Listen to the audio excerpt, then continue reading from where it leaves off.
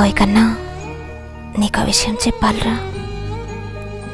ఏ రోజైతే నిన్ను ఆట పట్టించడం, ఏడిపించడం మానేశానో ఆ రోజే అర్థం చేసుకో, నువ్వు నన్ను కోల్పోయావని.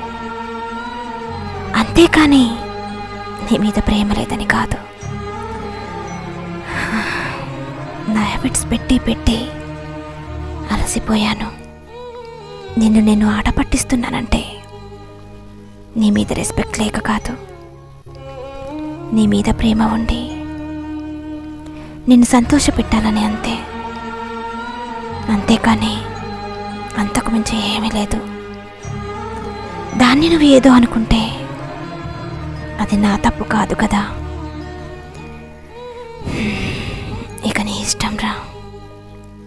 Anyways, take care, bye.